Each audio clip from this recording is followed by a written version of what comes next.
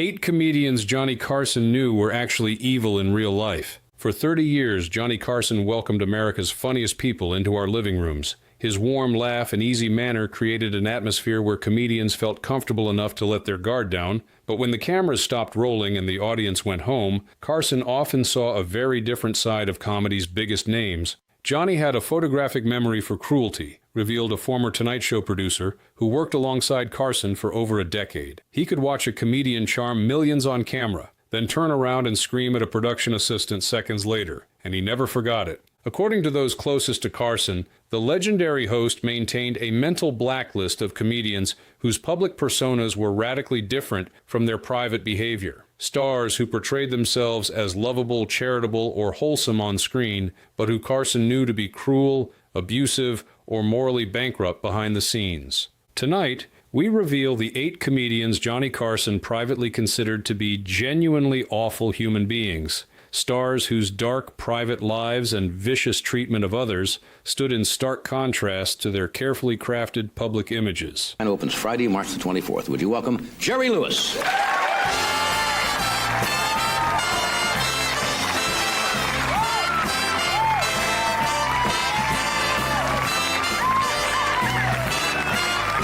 One, Jerry Lewis, the humanitarian with a heart of stone. Jerry Lewis built his career playing lovable goofs and childlike characters. His annual muscular dystrophy telethons raised millions for charity, creating an image of Lewis as a deeply caring humanitarian devoted to helping children. According to Carson's private observations, nothing could have been further from the truth. Jerry Lewis was probably number 1 on Johnny's list of comedians he couldn't stand, revealed a former Tonight Show producer. Not because of professional rivalry, but because Johnny saw how Lewis treated people when the cameras weren't rolling, and it disgusted him. Lewis's appearances on The Tonight Show were notorious among staff members for the tension they created. According to multiple accounts, Lewis would arrive with an entourage of sycophants, make impossible demands, and berate crew members for the slightest perceived misstep. He was arrogant, abusive to staff, and particularly cruel to women, recalled a former stage manager. He'd smile and charm the audience,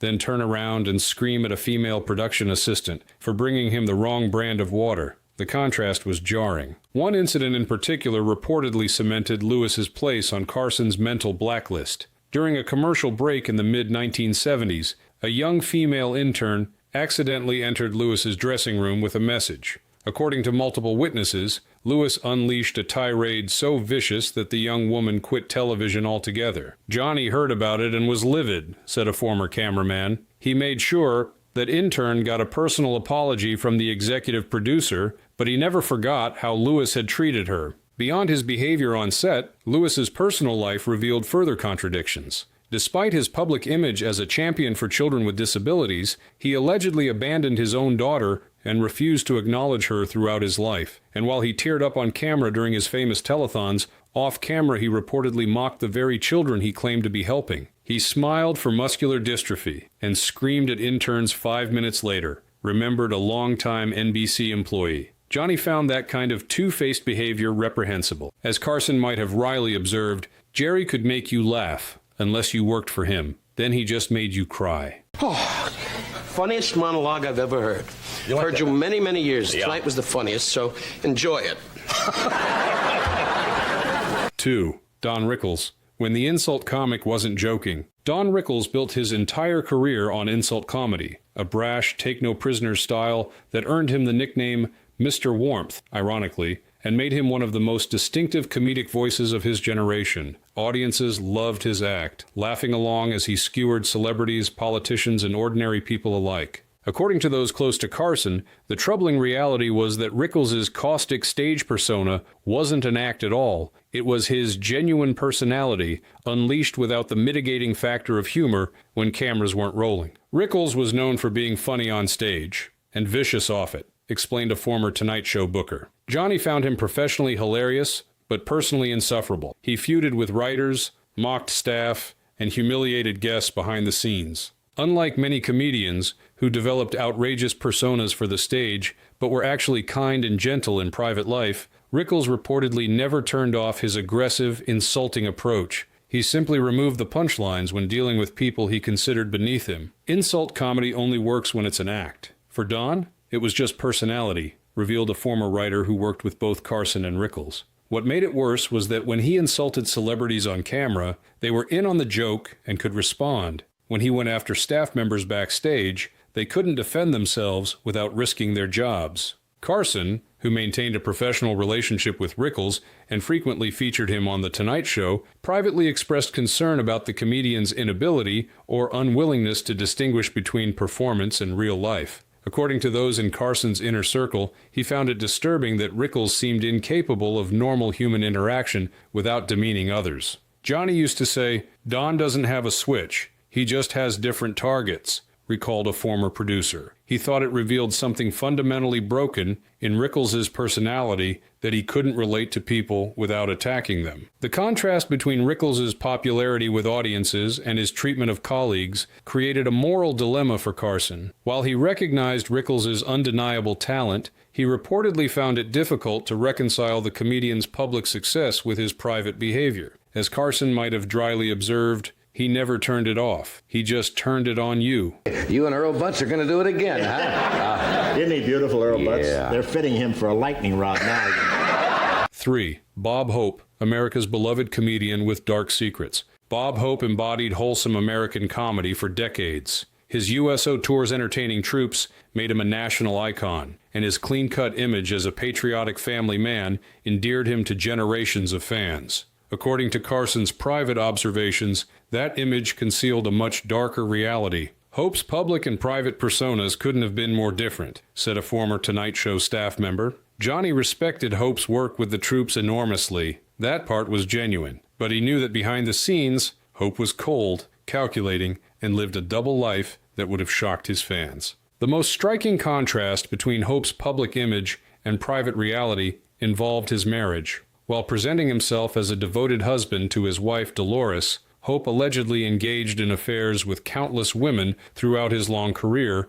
including showgirls, actresses, and assistants who worked for him. He entertained the troops and betrayed his family, noted a former NBC executive who claimed knowledge of Hope's extramarital activities. Johnny found that hypocrisy particularly distasteful, the gap between Hope's family-friendly image and his actual behavior. Beyond his personal infidelities, Carson reportedly found Hope's backstage demeanor troubling. Unlike his warm, joking public persona, the private Hope was described as cold, politically calculating, and ruthlessly focused on maintaining his position in the entertainment industry, regardless of who got hurt along the way. Bob Hope understood power better than comedy toward the end, observed a former writer who worked with both men. Johnny felt Hope had become more interested in collecting honors, maintaining political connections, and building his legacy than in actually being funny or kind. What particularly disturbed Carson, according to those close to him, was Hope's tendency to use his substantial political connections to advance his career and protect himself from criticism. Hope cultivated relationships with presidents from both parties and allegedly leveraged these connections to maintain his prominence long after his comedy had ceased to resonate with younger audiences. Johnny believed comedians should be outsiders who speak truth to power, explained a former producer. He was uncomfortable with how Hope had essentially become part of the establishment, using his political friendships to shield himself from the very kind of criticism comedians are supposed to deliver. As Carson might have observed with his characteristic dry wit, Hope brought laughs to war zones and heartbreak to hotel rooms. Johnny, it's so good to see you. I really mean it. Thank you, Milton. And I want to thank you for that marvelous introduction. I meant it. It's exactly the way I wrote it. 4. Milton Berle, television's first star with a monstrous ego. Milton Berle, known as Uncle Milty and Mr. Television, was America's first TV superstar. His variety show in the late 1940s and early 1950s was so popular that movie theaters and restaurants would close on Tuesday nights because everyone was home watching Berle. According to Carson's private observations, Berle's massive success created an ego that made him one of the most difficult personalities in show business. Berle had a massive ego, was notorious for backstage bullying, and was rumored to physically intimidate younger comics, revealed a former Tonight Show talent coordinator. Johnny found his behavior appalling, especially his need to always be the center of attention, even at other performers' expense. Berle's reputation for stealing jokes from other comedians was legendary in the industry. According to numerous accounts, he would attend other comedians' performances, write down their best material, and then use it himself without attribution or permission. This practice earned him the nickname, the thief of bad gags, among his peers. Johnny valued originality above almost everything else in comedy, explained a former head writer. He found Burl's joke-stealing not just unprofessional, but almost sacrilegious, a fundamental violation of what it meant to be a comedian. Beyond his professional transgressions, Burl was infamous for his crude behavior and sexual boasting. He was obsessed with his alleged anatomical endowment, frequently making inappropriate comments and even, according to industry rumors, physically exposing himself to prove his claims. He didn't just tell dirty jokes, he lived them, said a longtime NBC employee. Johnny thought it showed a profound lack of class and respect for others, especially women. What particularly troubled Carson about Burl was how he used his power and status to bully those who couldn't fight back. According to multiple accounts, Burl would verbally abuse writers, stagehands, and other support staff, creating a toxic environment wherever he worked. Burl came up in vaudeville, where the star was king, noted a former producer. Johnny came up in the more collaborative world of television. He thought Burl's treatment of crew members and support staff was inexcusable, regardless of how talented or successful he might be. As Carson might have quipped with his characteristic raised eyebrow, "You didn't shake his hand. You just braced for impact." I had the fake ID, Doreen Norton.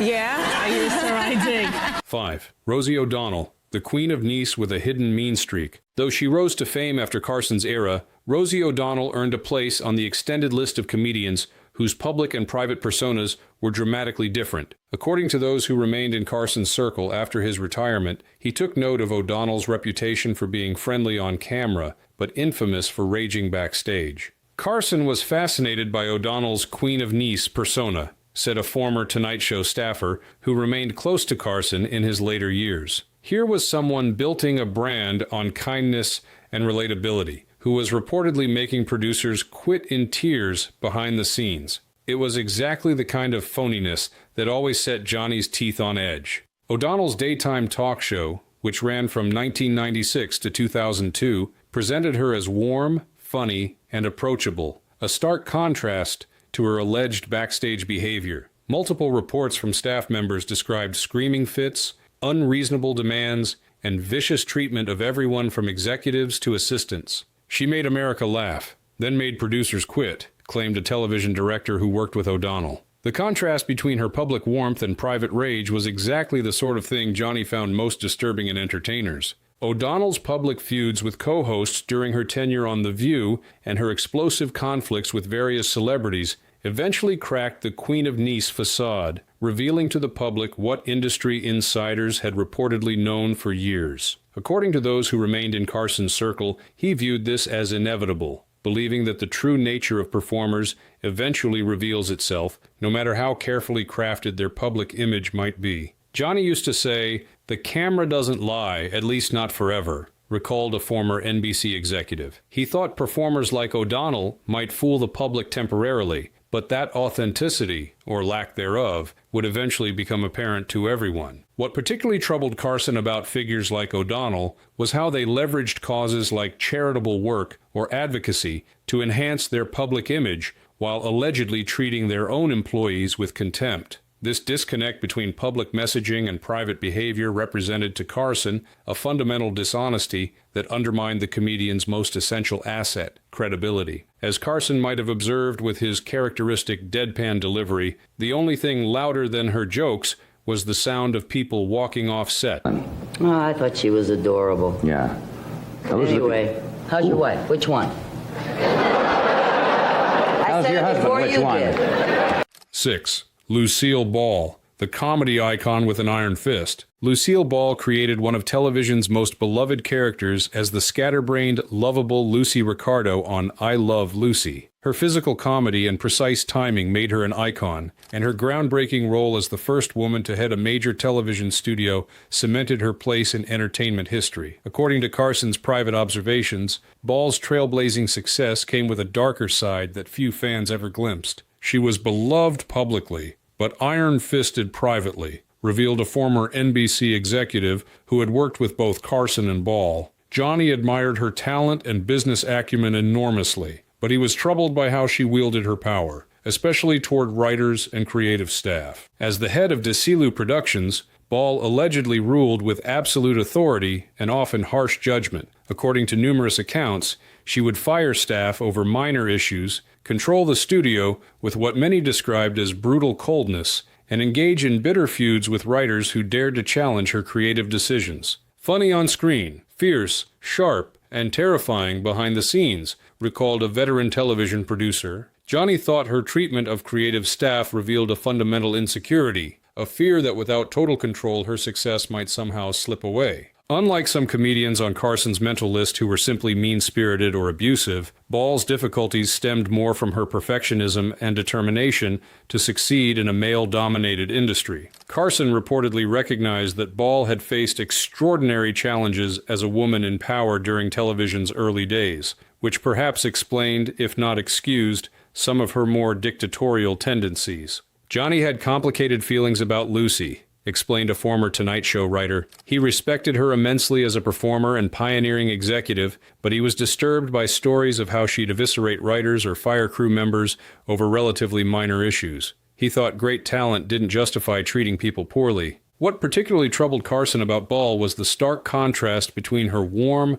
approachable screen persona and her reputation as one of Hollywood's most intimidating executives. According to those close to Carson, he viewed this disconnect as a form of deception that ultimately undermined the authentic connection with audiences that he considered sacred in entertainment. As Carson might have observed with his characteristic subtlety, she didn't just break the mold, she broke everyone who questioned it. And he looked at me and says, "Well, young fella, I've been playing golf man and boy for 34 years to get money for booze and broad." 7. Buddy Hackett, the wild man with no boundaries. Buddy Hackett built his career as a lovably crude comedian whose chubby face and rubbery expressions endeared him to audiences despite his often risque material. His appearances on The Tonight Show were guaranteed to push boundaries and leave Carson in stitches, at least on camera. According to those close to Carson, the host's private opinion of Hackett was far less positive. Hackett was wild, vulgar, and aggressively mean when cameras weren't rolling, said a former Tonight Show booker. Johnny appreciated his talent and found him professionally hilarious, but he was deeply uncomfortable with how Hackett treated women and subordinates when he thought no one important was watching. According to multiple accounts, Hackett's boorish behavior went far beyond his on-stage persona. He allegedly groped female staff members, made demeaning comments about their appearance, and created uncomfortable situations that many women on the Tonight Show crew came to dread. He didn't tell jokes, he tested limits, recalled a former NBC page who claimed to have witnessed Hackett's behavior firsthand. Johnny was from a different generation, but he had clear boundaries about treating staff with basic respect. Hackett crossed those lines repeatedly. What particularly disturbed Carson about Hackett was his apparent inability to distinguish between his ribald stage act and appropriate real-world behavior. While Carson enjoyed blue humor in the right context, he reportedly found Hackett's tendency to treat every interaction as an opportunity for boundary-crossing comedy deeply troubling. Multiple guests claimed he groped, insulted, and threatened them, said a former producer. Johnny had to smooth things over more than once after Hackett had offended someone backstage or at an industry event. He found it exhausting and ultimately inexcusable. Unlike some comedians who simply had occasional bad moments, Hackett's inappropriate behavior was reportedly consistent and deliberate, a pattern that Carson found reflected a fundamental character flaw rather than isolated lapses in judgment. According to those in Carson's inner circle, he viewed Hackett as someone who used comedy as a shield to excuse behavior that would be considered unacceptable in any other context. As Carson might have noted with his characteristic raised eyebrow, you didn't sit next to Buddy at a party. You ducked. It wasn't a big hit, was it? No, because they took it off about 2 days before it went out.